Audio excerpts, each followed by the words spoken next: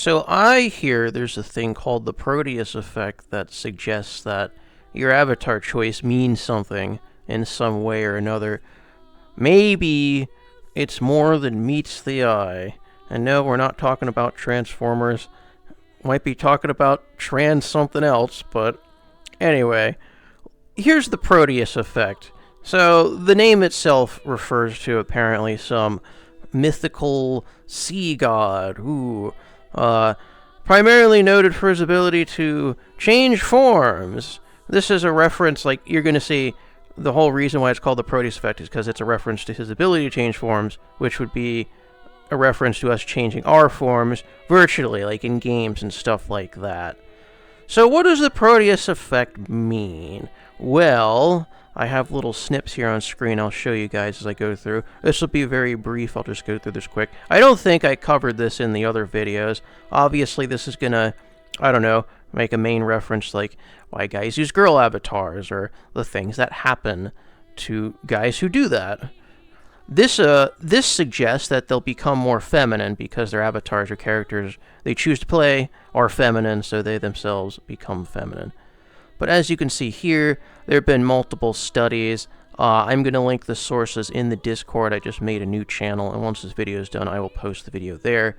But it essentially says here that when you use a certain character or avatar, you tend to act like that. And there's an amazing chart I'm going to show towards the end with a bunch of examples that makes it very easy to understand. But before we get to that, I just have to, set the foundation, right? So you can just see here, it's a reference to certain physical attributes or other things like, gender, height, weight, yada, yada, yada. Now, one thing in my research I didn't know about is this very interesting tidbit right here, where you can read here, it says, they did a study where women who use the sexual avatars had more thoughts about their body image, and like they put on the headset and they had their, their scientist or whatever talk to them or interact with them, and apparently when they had more of the lewd avatars, yeah, they tended to objectify themselves. It says here, finding supports Proteus Effect by demonstrating that individuals internalized the sexual aspects of their avatar's appearance. And then there's a little box on the bottom that says what internalization is. It's an acceptance of norms and values through socializing or whatever. Anyway, they did a few other things like this with the different other kinds of like avatars and characters and stuff. Really weird ones, like apparently if you use like a black, quote-unquote, black cloaked figure or avatar character, or the ones that use like KKK avatars or those kinds of things tended to be more aggressive or something like that. You could find all of this stuff I'm going to link in the Discord. I just found it very silly. Anyway, before we get too far, I want to show you the charts that I was talking about. So, the Proteus Effect involves, like, primarily 3 categories, and then there's, like, an additional 3. These are, like, ideas that kind of combine and become the whole thing. There's a lot of redundancy, so just get ready for that. It's inevitable, you can't really avoid it. For example, the very first hypothesis they have here is called the self-perception theory, which I believe is a reference to something also known as the self-fulfilling prophecy, which I believe says if you think you are a certain way, you're going to end up acting more like that. Now, the example they have here says they have like an Albert Einstein avatar, right? Or it says here embodies, yeah? And so apparently people on the outside are going to expect them to, be smarter or perform better for certain cognitive tasks or just, thinking stuff. And so you have the user in turn put more effort towards it.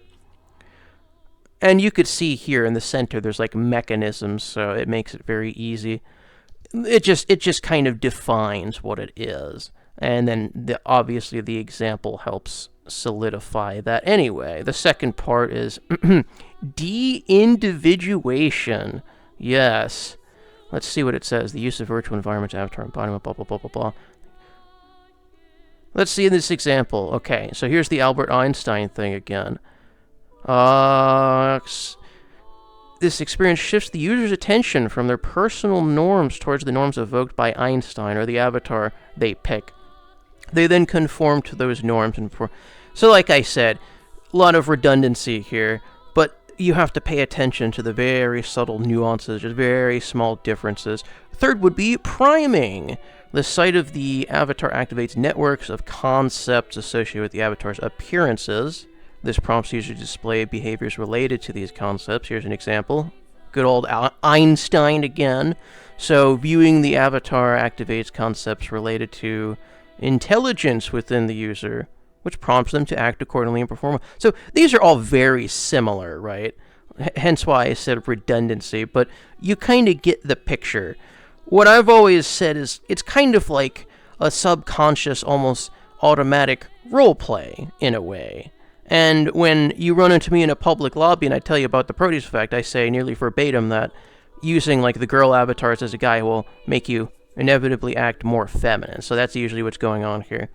Now, here's the three minor things that I don't know how to even describe this.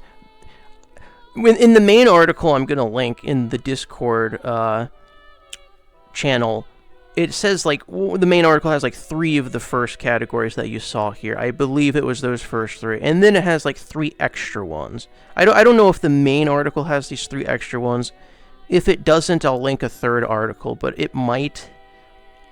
Sure, it's here in the chart, but I don't know if they keep going on about the actual meat of it. And they definitely don't do it in the wiki, at least I don't do it. Anyway, the fourth one is cognitive dissonance. I'm sure some of y'all have heard this terminology thrown around before.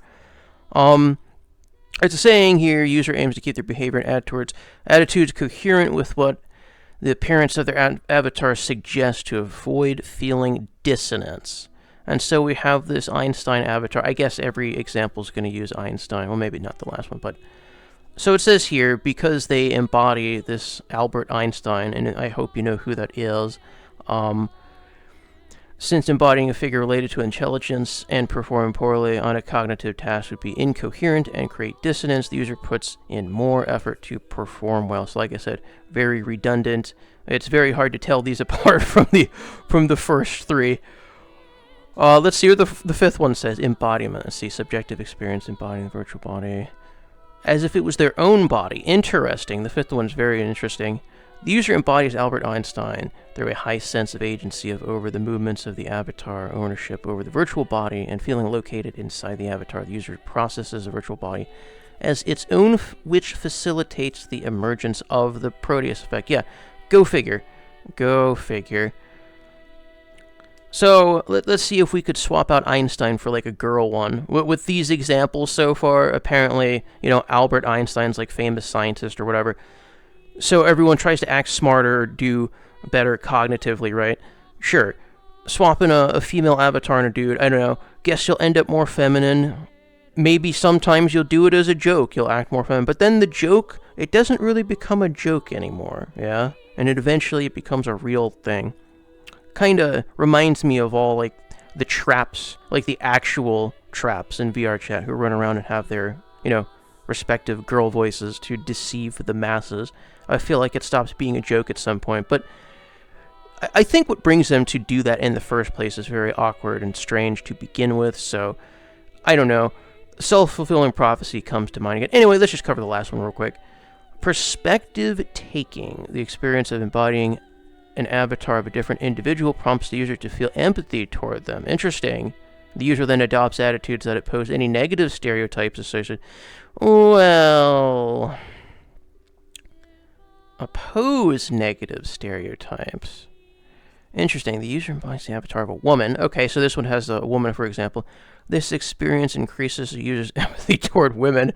Therefore, when confronted with a mathematics test, the user puts more effort into the task to contradict negative stereotypes. Now, that's very odd. That is very strange. So apparently using the woman avatar would make you empathize with women more, so you'd, I guess, relate more to them. That's what this section seems to be implying. And it's very interesting, it says here, about the negative stereotypes associated, how they adopt attitudes that oppose that.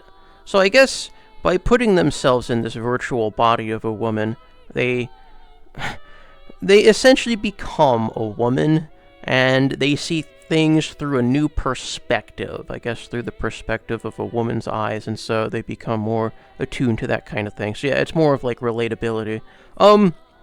Again, if you want all of the definitions and a ton more information, I will be linking the articles in the Discord channel. I just wanted to go over this real quick because I'm not sure I covered this in the other videos. I definitely didn't do it in the most recent one, the one before this a couple months ago, and I definitely don't think I did in the males playing female avatars ones. Anyway, too long didn't read. Long story short, their studies, their findings imply that yes, you as a guy, you keep using the girl avatars. There's a reason you do that, and then it can, in turn, make you more feminine anyway. But as I always say, guys who want to be feminine for some reason anyway is guilt on it in itself, right?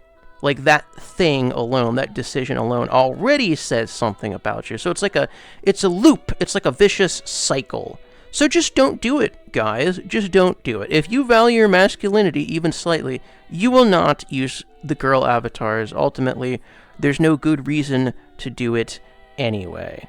And now that you know that there's potential danger or consequences attached to it, not from me, but from another source, maybe this will change your mind. Or not, or you just won't listen to a damn thing I say.